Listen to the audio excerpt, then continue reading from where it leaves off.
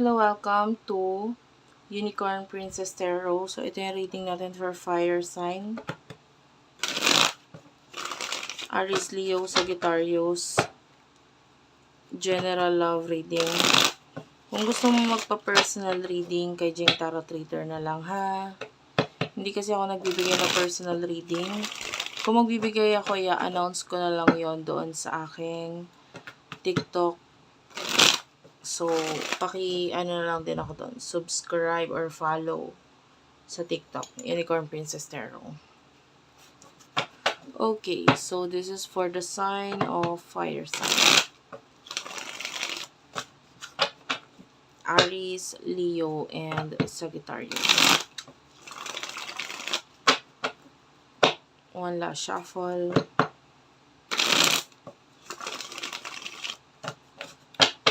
Okay.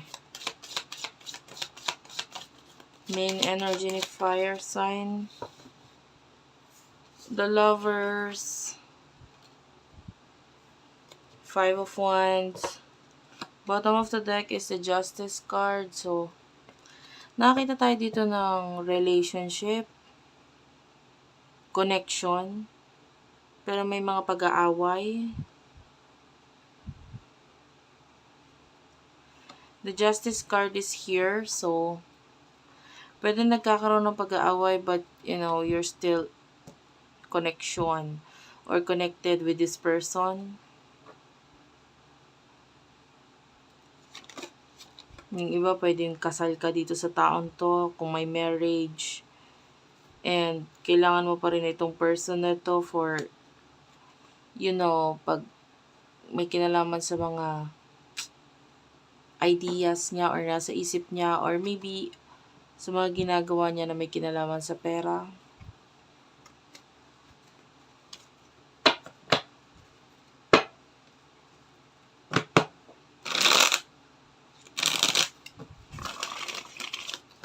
Clarify the Five of Wands. The Empress is here. I feel like gusto mo tong person na ito. Like, alam mong bihira yung katulad niya. Or naiinis ka kasi masyado siyang magaling, masyado siyang maganda, pogi, or what. Yung iba, physical attraction. Eh, ayaw mo nang ganun siya because,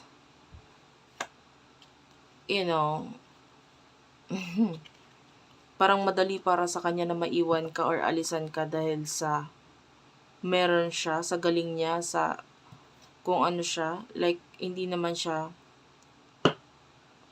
pangit, sabihin na natin ganun.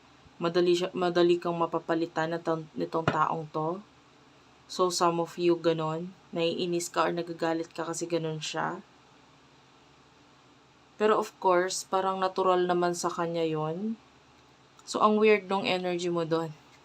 Some of you may mga insecurities ka kasi. So, ano yung person mo? Kunin naman natin yung energy niya. Main energy ng person na kakonect mo for fire sign, please. For fire sign, person na kakonect mo.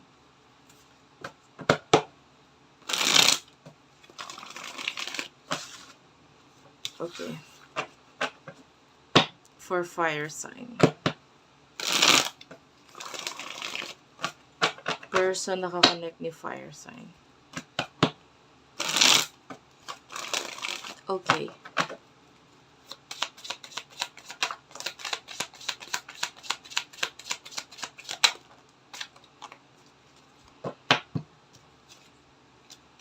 Three of Wands. Six of Swords. King of Pentacles. Eight of Wands and the Devil. For some of you, pwedeng ang nagdidikta sa kanya is ang kanyang relatives, kamag-anak, pamilya, or sila yung mas nasusunod para sa kanya.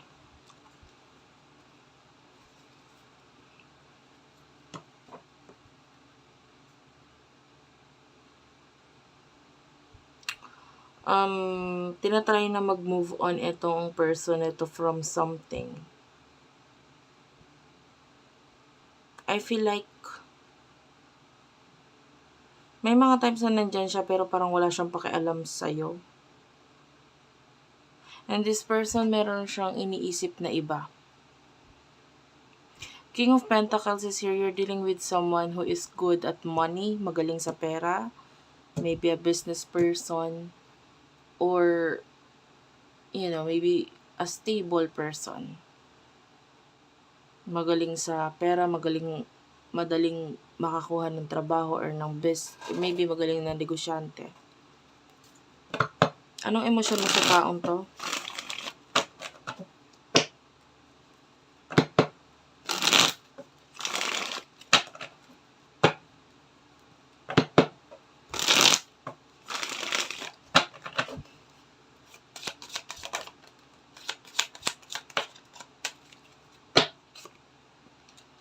Two of Pentacles, Seven of Swords, Temperance, Page of Wands. I feel like tinatry mong haba ng pasensya mo sa kanya. Umiiwas ka or nilalayuan mo yung something na makakapagpagalit dito sa person na to. The Two of Pentacles, I feel like pinapriority mo na lang itong mga obligasyon mo. Yeah.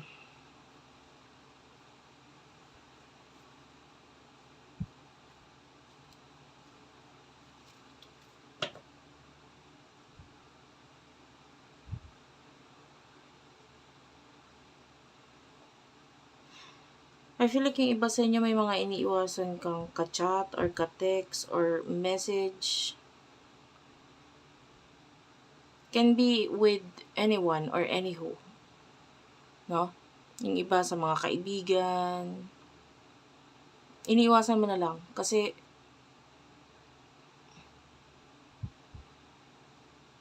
pwedeng ito yung maging dahilan kung bakit magalit itong taong to eh. So may pag-iwas kang ginagawa. Emotion ng person na ito towards you.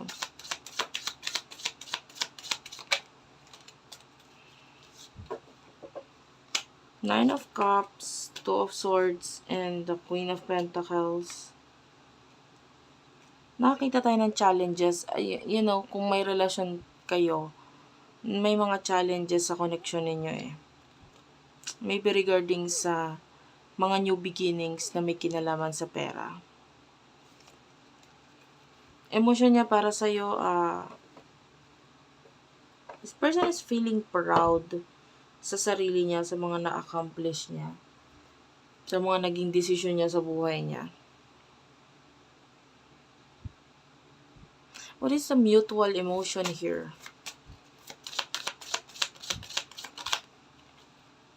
Four of Swords, Five of Cups. Some of you deep inside, pareho kayong nasasaktan. Maybe ikaw nasasaktan ka kasi parang wala siyang pakialam sa'yo. Or siya naman nasasaktan siya kasi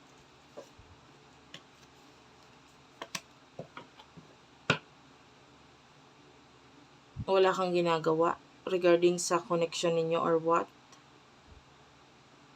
Pero might be hindi mo nararamdaman yon kasi feeling mo ginagawa mo lahat. So what will happen in the future for the both of you?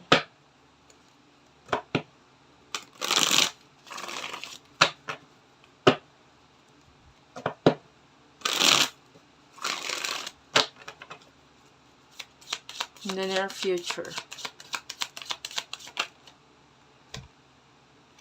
The Sun is here, followed by the Five of Swords, Ten of Cups. Hindi ko kukunin itong iba, guys. In the near future for fire sign.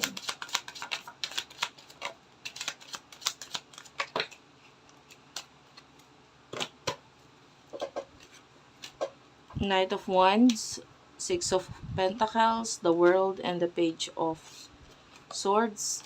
Two of Wands is also here. Bottom of the deck is the Ace of Pentacles, the Nine of Swords, Ace of Wands. I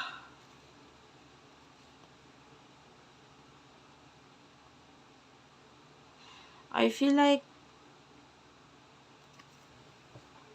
there's happiness actually in the future eh. Kung ano man yung mga nangyari sa mga nakaraan, nakikita natin na nakaraan na lang yon, aalalahanin na lang yon, or maaalala na lang, pero hindi na siya para balikan. You know? I can see equal give and take sa inyo. I can see balance energy. So, may happiness. So, if there's family, definitely may kasayahan sa family. Some of you may mga pagta-travel pa nga in the future.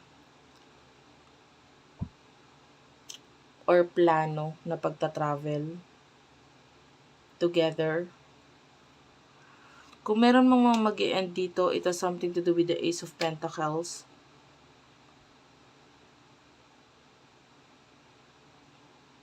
Kung ano yung mga sinimulan na hindi masyadong nag-work out, maybe may kinalaman sa pera. Nakita tayo ng mga problems regarding doon, so tendency, sige, tapusin na lang natin to, wag na lang natin ituloy.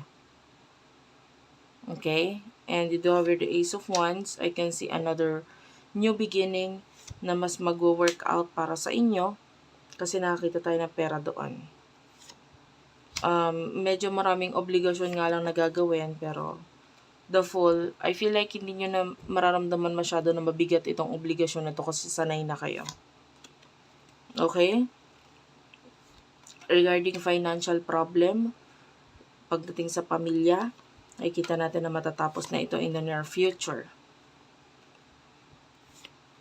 Okay? So, maganda. Kasi, alam mo, itong connection na to, very mature actually. Very mature. Normal yun eh. Wala akong masyadong naramdaman na love. I mean, aaminin ko yun. Wala akong masyadong naramdaman na love.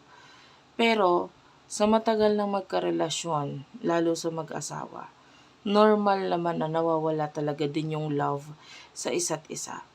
Pero nandun yung pag-iintindi, 'di ba, na ginagawa mo nga sa person na ito, pang-uunawa, and then pagtutulungan, no? Na maaaring may kakulangan ang bawat isa, pero natututunan yung unawain ang kakulangan ng bawat isa. So, ang tendency, nagkakaroon man ng problema, hindi man masyadong nag-work out or nagkakaayos, but dadating pa rin yung time na magiging okay ang lahat, na magiging masaya ang lahat. Okay? So, very mature. Hindi na kasi parang dumating na kayo sa point na hindi na kailangan ng emosyon. Ang kailangan na lang yung partnership. Thank you very much. I love you all and bye-bye.